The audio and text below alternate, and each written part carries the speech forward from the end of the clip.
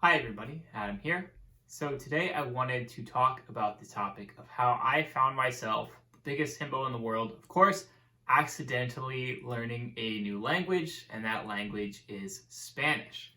So my goal for this year was to focus on learning Arabic, a language that I have been really excited to start learning. It's something that I've really wanted to learn for actually quite a long time. However, I have found myself doing the absolute worst possible thing that I could do, which is trying to learn two languages at the same time and also mixing in Spanish. And I just wanted to talk over why that is and just how I've tripped and fallen and found myself here. As always, don't hesitate to smash the like button to help level up the channel, and of course to bless all himbos around the world with the magical ability to just suddenly find themselves learning a new language. Wouldn't that be cool? You just wake up one day and you're like, dang, I'm learning a new language entirely unexpectedly. As always, I'm also generally taking on new online fitness coaching clients. So if you are interested, you can reach out via the link below. You might be saying, Adam, that doesn't make any sense. This is a video about language learning. How would this convince me that you are a really good fitness coach? I don't know. I don't have an answer for that. I'm a himbo, okay? I don't know why I do the things that I do. I just do them. I can't stop myself.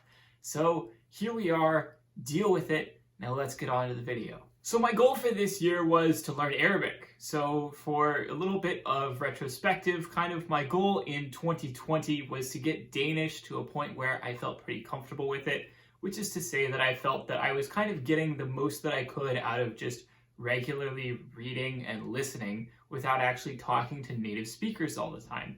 I did get to that point by the end of the year by focusing on it exclusively, and I was pretty happy with that. And that was kind of really the beginning of me getting really excited about learning languages, and that kind of led to me making the decision to really focus on trying to learn a bunch of other languages in the future. So in 2021, my goal was to relearn French. So I did learn quite a lot of French when I was in university. I actually studied abroad in France as well. But at the same time, I basically did nothing with it for about 10 years, completely forgot every single thing that I had learned. And as a result, I was deciding, okay, I'm going to sit down, I'm going to actually spend some time focusing on it, I'm going to relearn French.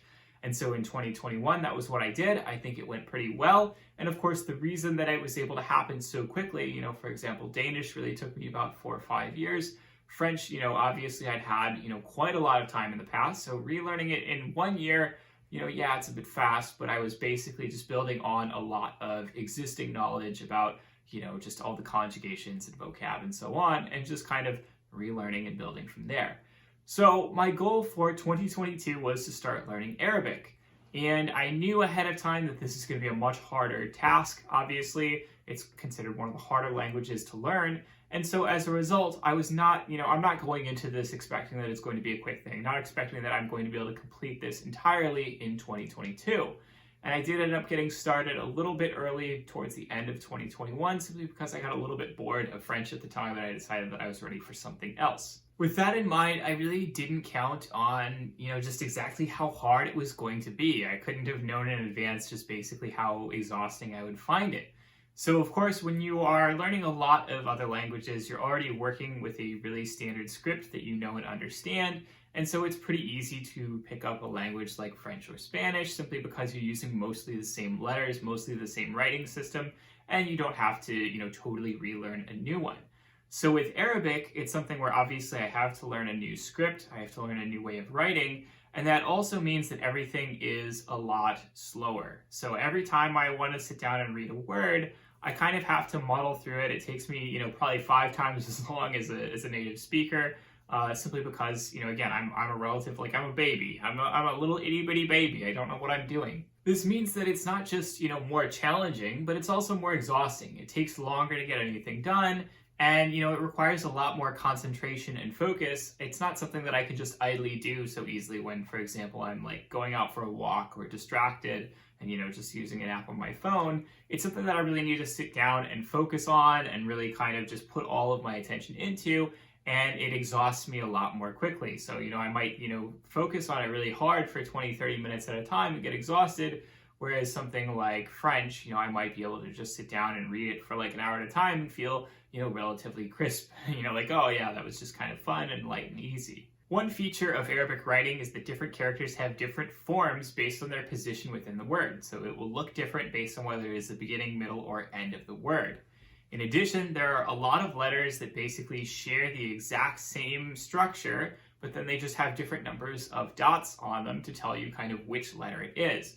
And so it's very easy, mentally to look at a word initially and kind of think that it says one thing and then kind of be like, oh no, that's not this is actually that. And then, it totally changes kind of your interpretation of the word. So you really do have to sit down and focus on individual letters a bit more to try and kind of remember what's what. There's also a particular feature with vowels. So typically most of what you see in an Arabic script is basically the consonants. And the vowels themselves are typically little marks that go above or below the consonants to kind of, basically like split them up. And what tends to happen is those vowel marks are used in teaching, when you're a beginner so that you're kind of, able to fully learn the word. But it gets to a point where once you kind of know the word, you're kind of expected to not need those vowel marks. So you're basically given the word at that point without any vowel marks whatsoever, because you're expected to already know kind of what vowels, go in the word. So you can imagine this in English, where you have words where you just start omitting letters, even though they are pronounced aloud, simply because you expect that the person who knows English, knows what letters go in between. And certainly if you were a native English speaker, you would go, oh yeah, I totally understand this word even without the vowels in it. But of course, if you're not a native speaker, then it takes a lot longer because you have to kind of, first see it in its vowel form, and then you have to internalize that and know what that is, and then you have to be able to recognize it in its non-vowel form, and so on. So those vowel marks are kind of like little training wheels for little babies like me, and it's hard to transition between recognizing a word with the vowel marks and then recognizing a word without the vowel marks. This is not me complaining or saying that I'm going to quit or anything like that. I'm certainly very dedicated. My plan, of course, is to stick it out through 2022 and basically see what I can accomplish. I knew that this project was going to take longer than I expected. I kind of already knew that in advance. I knew that I wasn't going to have as easy of a time as I expected. And so I did know that it would, I would need to expect delays in the process, and this is just a pretty natural part of it. There's also a natural thing that I like to call the sweet spot when learning any new skill, where things start to click and they really start to make sense, and you're able to really, basically everything becomes a lot easier after that. You start to enjoy it because it feels easy and natural, it doesn't feel as exhausting, and it feels kind of fun to just keep doing it. Arabic hasn't hit that point for me yet, and that's fine. I mean, for many attempts at learning languages in the past, I've hit that point a lot sooner, and that's fine. But Arabic is just one that it's going to take me a little bit longer to get to that point where I really feel comfortable with it. I am pretty excited about the progress that I've made so far, and of course I'm excited to continue pushing this throughout the rest of 2022. In the meantime, I did find myself a little bit antsy to do other stuff. So, for example, if I spend 15-20 minutes at a time on Arabic and I really exhaust myself, I'm used to spending a bit more time per day focusing on practicing languages. And so it's kind of like, okay, I've got all this extra time that I would normally have spent focusing on practicing languages. What can I do instead?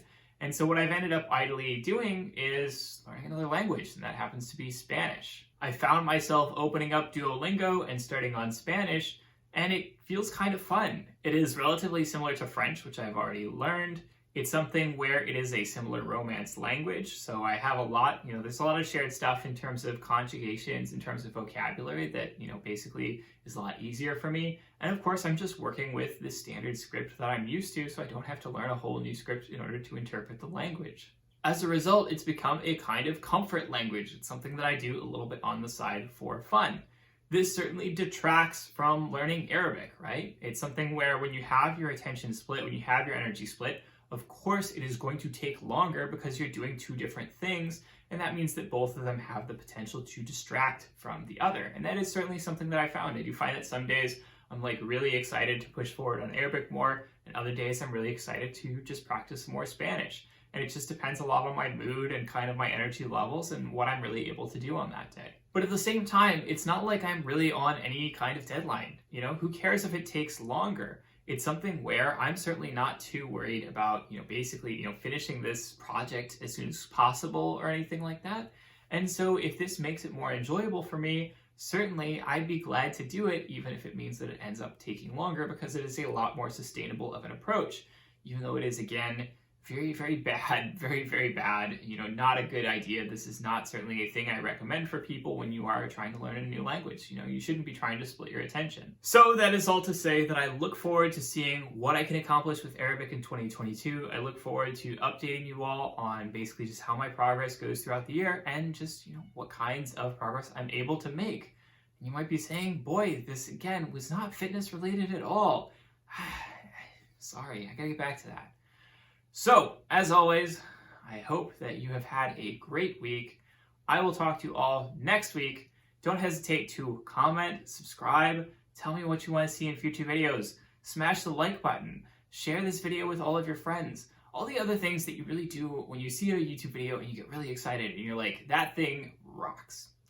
I will talk to you all next week. Have a good one.